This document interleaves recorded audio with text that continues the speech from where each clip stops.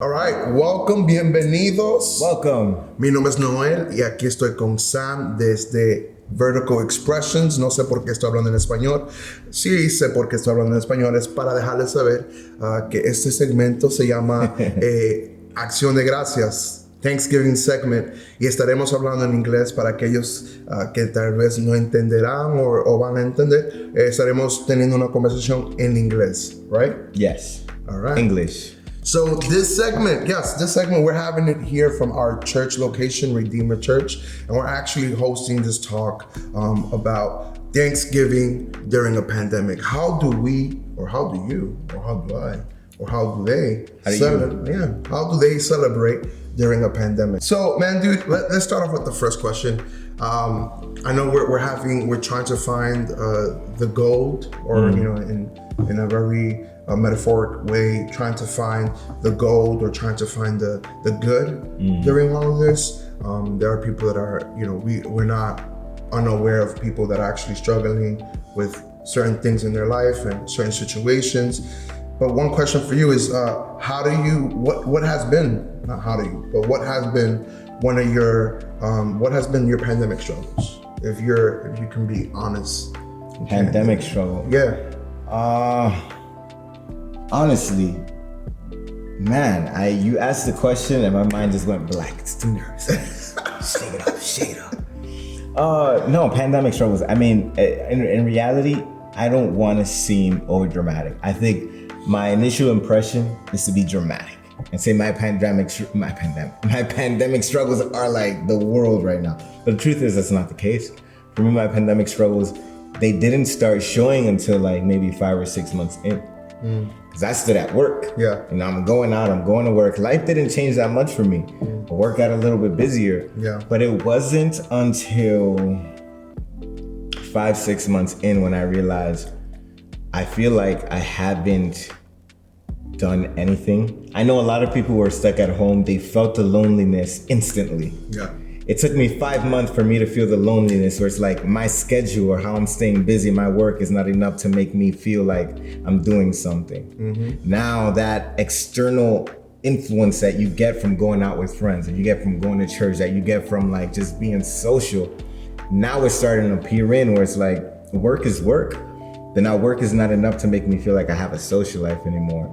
And now I'm starting to feel that loneliness. I'm starting to feel like something feels off, like I need to change, like I can't do this, I can't take much more of this. Yeah.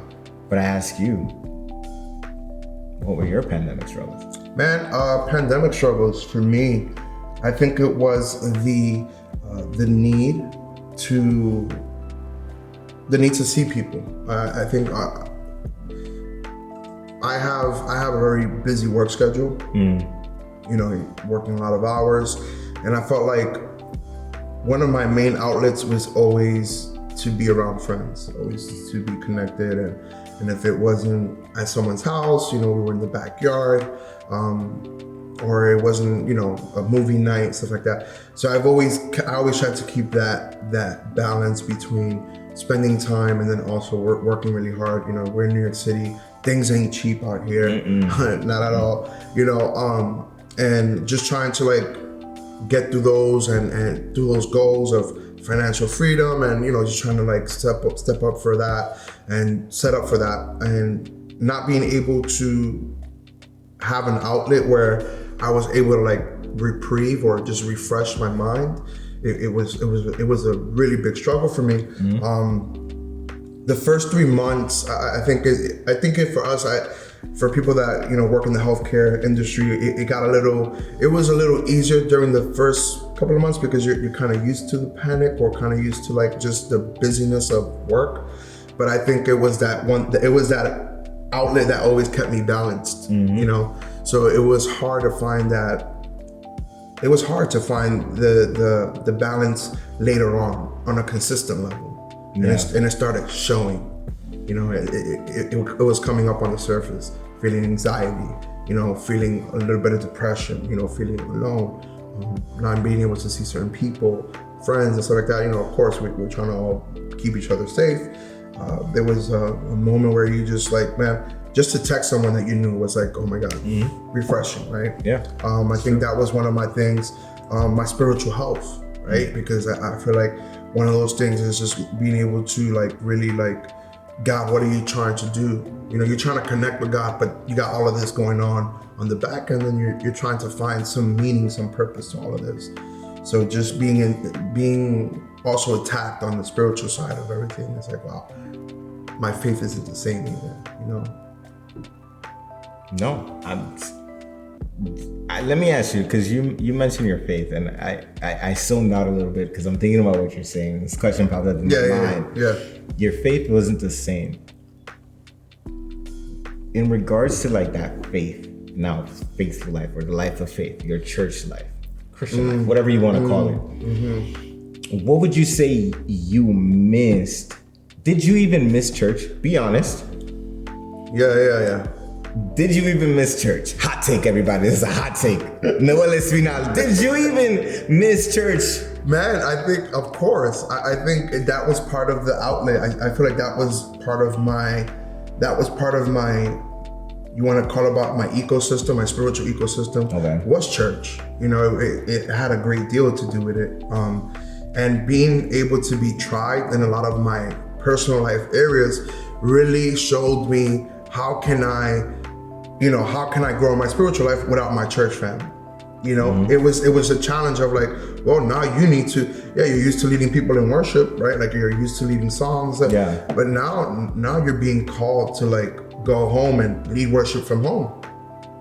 I remember those days. You know what I mean? Like, you remember those early days, church struggles, creative struggles. I mean, I need to bring people into my room now because they need to worship with me. But it was that challenge. You know, I'm not saying that I never did it, but it was a reminder. Or like the most important thing that I can do is be the person that people need me to be, but it's also be the healthy person that I need to be. Because it's one thing to appear healthy. It's one thing to like, oh, you know, yeah, I'm all right. You know, you could be on a platform, you can be in a church service, but to really, really like, you only find that out when you're by yourself, when you're in the confines of your house, in your room, you know, you're there with your family members. And I know family members aren't easy to be dealing with when you know what I mean? Come on, you can testify. If my wife watches this, I'm not going to answer. I'm not going to testify anything. Home life was amazing.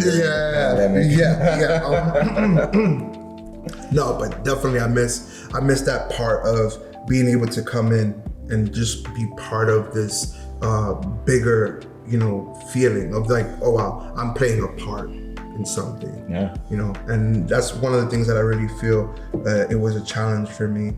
It was a challenge to be part of the church, and to be part of the church during this time was super crucial, right? Because we know that a lot of changes came after. Yeah, you know, a lot of change. 2 months. I don't think church will ever miss. What do you miss about church? What? Well, to be honest with you, I'm going to be honest and say maybe for the first month I didn't really miss church. It was nice to not, I don't know, not a worship leader, but as I don't want to say just a musician, because I feel like it's more than just worship team member. A worship team member. Yeah. You're serving in church, even not in the worship team. You know, you're waking up super early. You're getting to church at X amount of time. It's like your Sundays are like full. Yeah. You know, Sunday's a work day. You can see it that way. Yeah. You know, ministry is a responsibility. So for me, that first month, I was chilling because I'm staying at home, asleep. I wake up, I turn on church, and boom. For me, it was good. But 1 month in, these questions started popping up where you naturally start to feel the void or the absence of what you once had.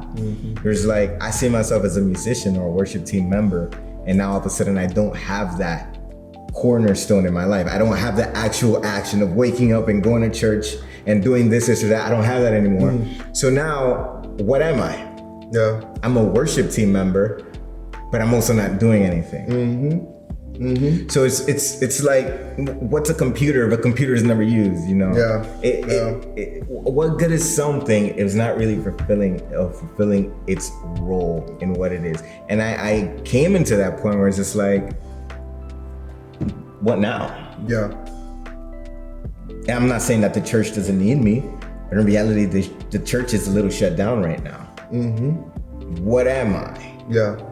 I worship God through a guitar, drums, whatever I'm doing. Yeah. I'm not doing that anymore. So how am I worshiping God now? Yeah. You know, and for me, that's where I say I miss church for the security of identity that it gave me, and that's really good right there.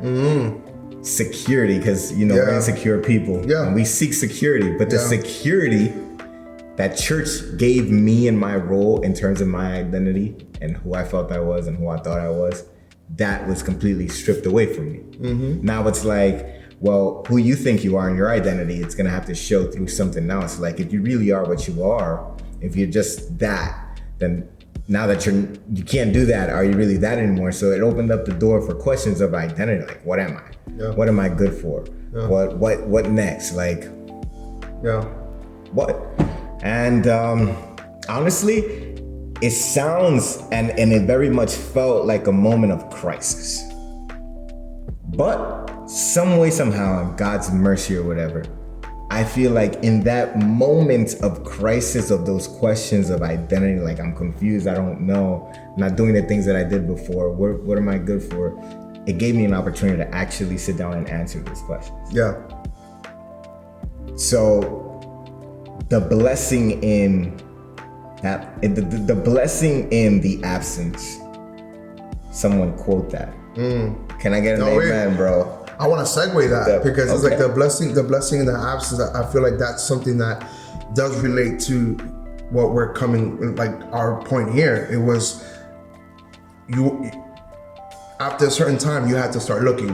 Oh, yeah. Right? There wasn't this point of like gratitude or the sense of wanting to be part of something came from that desire to look.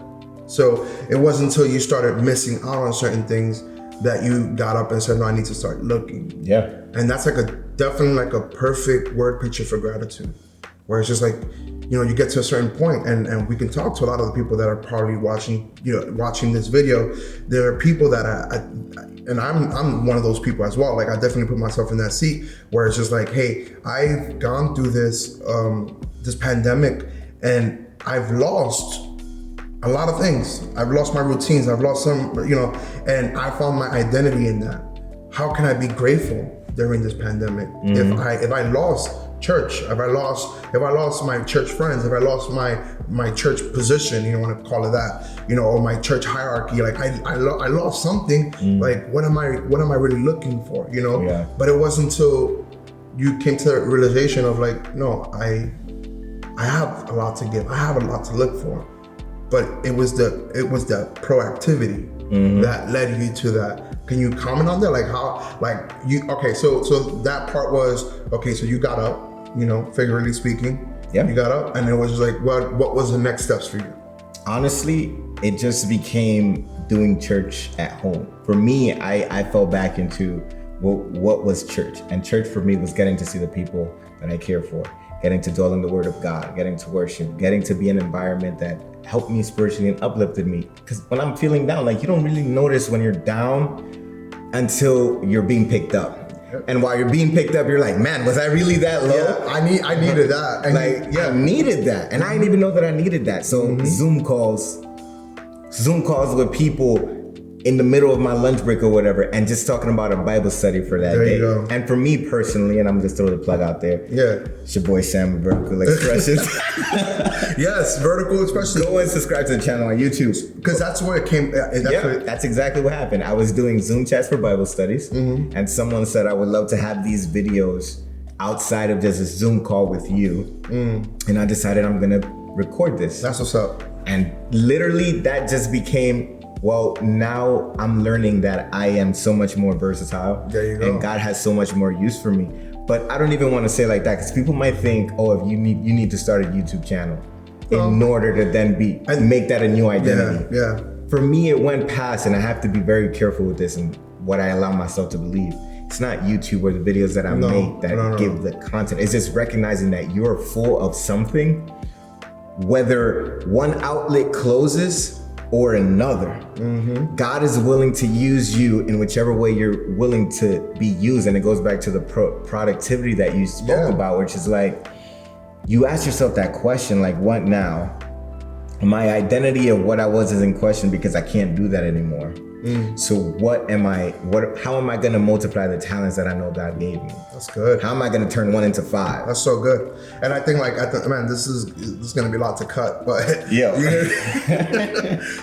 but I going to that point though, I feel like that's where, okay, so we don't want people to think, hey, you need to be a creative to be grateful, or you don't need to be a creative to be used by God. That's not what we're saying. And you can correct me if I'm wrong, what you're getting at is that you began doing the things that fed your spirit, that fed you. And out of that feeding, you were able to also see the opportunities for the next thing that God wanted to put you in. Yeah.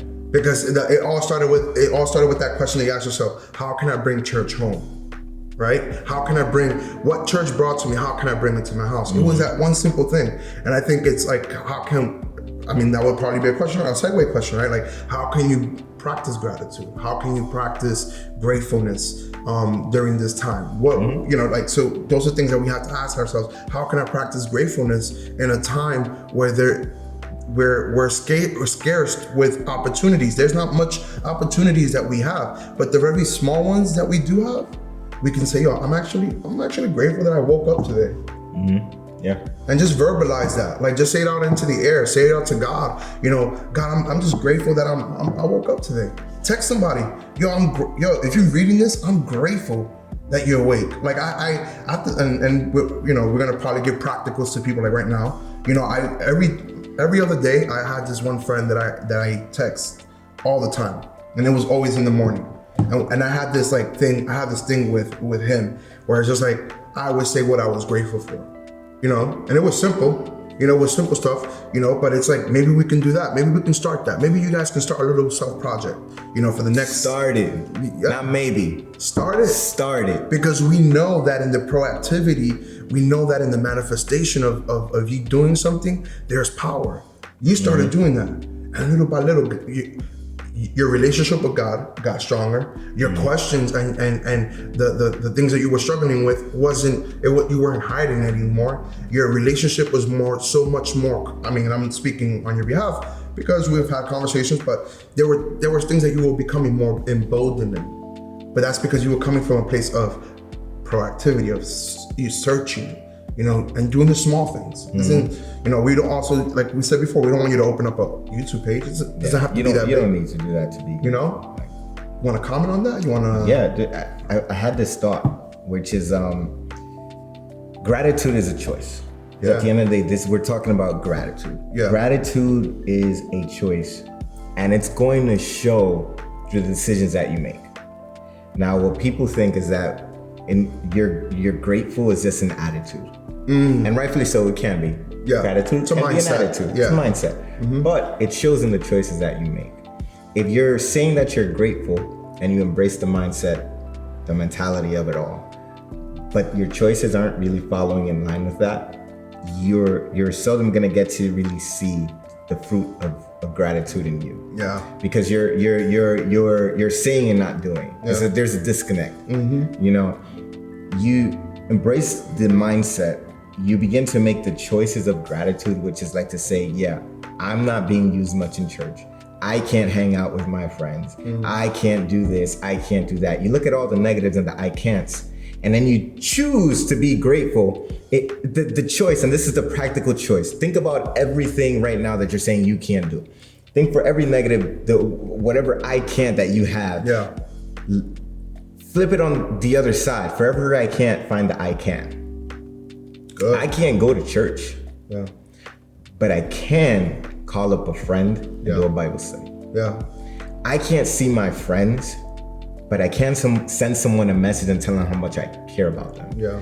I can't go out and eat in a restaurant, but I can make a dinner for my family and do something different. Yeah. You know what I mean? It all comes down to those choices where if you get so caught up in focusing on the I can'ts of a pandemic, and it doesn't matter if you say I'm grateful and you embrace gratitude in your mind and all that, You had to sit down and make the choice and say, I can't do this, but I can do that. Yeah. And as soon as you start making that decision of like, I can, I guarantee you're gonna see the fruit of gratitude in your life. Yep. And as a foundation, because we talk practicals, I think for me, that's like it. For me, that's where it came from. Yeah. I can't be fruitful in church. I just can't. There's no need for me. You know, my position right now is closed, rightfully so. We're trying to take care of people. You know, I can't do that stuff, but I can do what I can do. Yeah. So let me go ahead and do that. Yeah. And that's such a powerful mentality. I think it's at the end of the day, it's the practicing, though. It's like it's the outworking of that. And people don't feel discouraged. What we're trying to do right now is encourage you, because this is what we're here for. I'm raising the roof for y'all. There you go, man. Encouragement. You know, this is what we're here for. I really feel like we can close this off. We should close this off. This is supposed to be, how much time we said? 10 minutes, 8 minutes. We said 10 minutes. I don't know. I don't know how much he's gonna edit out. Hopefully, I would definitely release the audio and put audio for y'all too. But since this video, we definitely want to keep it kind of short. But listen, if there's two things that we want you to take away from this, is what would be two takeaways from this? Two takeaways? Yeah, two simple ones, because the practicals. This is the one, and this is one, guys, don't forget this. Take away, write this on a notepad or something. Come on. Don't tattoo it. That's questionable. That's questionable. Edit. For every I can't, there's an I can. Yes. Remember that. For every I can't, there's an I can. Yeah. That's a takeaway for me. That's a pandemic lesson learned. For every I can't, there's an I can. Yes. My second practical would be, and I think I said it before, I'm trying to remember what I said. We're gonna edit this out. Okay, we'll see. Bloopers. The bloopers reel is gonna be real. Yeah, I'm trying to, what was that I said? God, what, I said something. Keep it simple. Keep it simple. You don't have to be extravagant. Even if it's community, even if it's looking for somebody, if it's taking a step outside, doing something that will keep you connected to someone, will keep that fountain of gratitude flowing. So if you can text somebody, like I had that one friend that I would text every other day and just simply just discuss, have a conversation. I wouldn't, for verbatim, it wouldn't be like, oh, I'm grateful for this. Maybe when you guys see this video, for the next 7 days, every other day, text somebody and text them a gratitude text. Hey, I'm grateful for you, I'm grateful. And just name one thing that you're grateful for. Just one. Just one. Doesn't have to be, but if you want to if you're trying to hit on the girl you like and you're trying to, you know, or your wife or your husband, hey, take that time, because gratitude does open doors, open hearts. Amen. Oh, I preached. Hey, we want to thank you for being part of this. We hope you enjoy. Please like, share, can't subscribe. Follow the page though. Follow Redeemer, El Redentor. Follow our page. But you can subscribe to Vertical Expressions on YouTube. Yes. For the third time. Will you post this on? 3 times. I mean, are we gonna post this on YouTube? Listen, well, in the bio, we're gonna put his link and where you can go to his page. We want to thank you. We want to wish you a happy Thanksgiving. Que disfruten su Día de Acción de Gracias. Si llegaste al fin de este video, usted sabe inglés. Muchas gracias. Thank you so much, guys. We love you. God bless y'all. God bless.